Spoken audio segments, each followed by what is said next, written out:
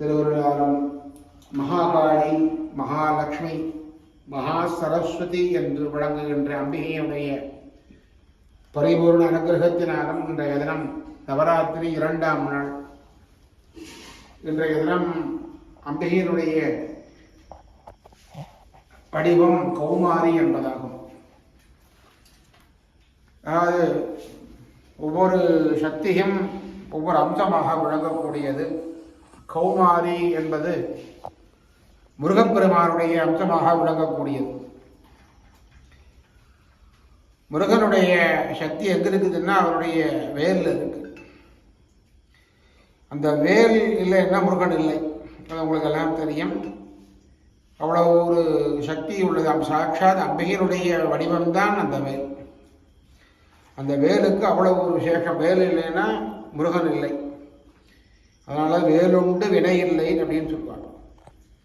அப்ப அசுரர்களுடைய தொல்லைகள் நீங்குவதற்காக அம்பிகை கௌமாரியாக வடிவெடுத்ததாக வரலாறு.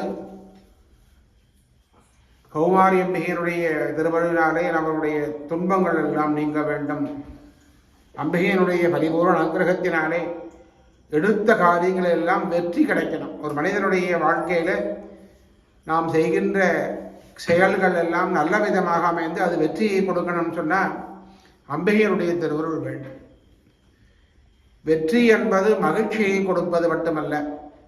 இன்னொரு சொல்ல போனால் வெற்றி மட்டுமே மகிழ்ச்சியை கொடுக்கறதில்லை. எப்பொழுதும் மகிழ்ச்சியாக இருப்பதே வெற்றியை கொடுப்பது.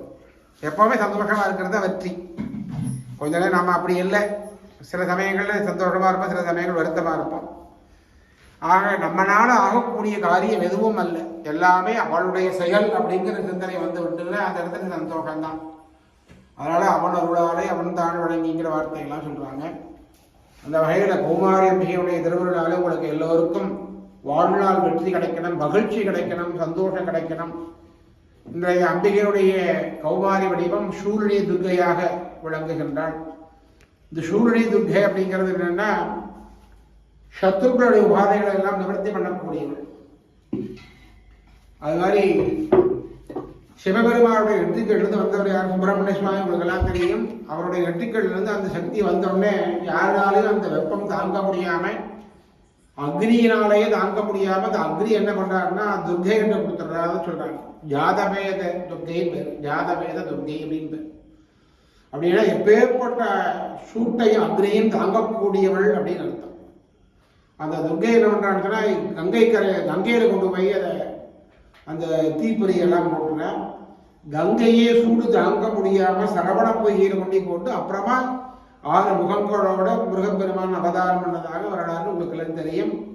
அந்த அளவிலே முருகனுடைய சக்தியாக வழங்கக்கூடிய கௌமாரியுடைய வடிவம் என்ற எதிர அம்பிகை நமக்கு எல்லோருக்கும் வெற்றியை கொடுக்க வேண்டும் என்று பிரார்த்தனை செய்து கொண்டு எல்லோருக்கும் நாம் சங்கல்பம் செய்கின்றோம்.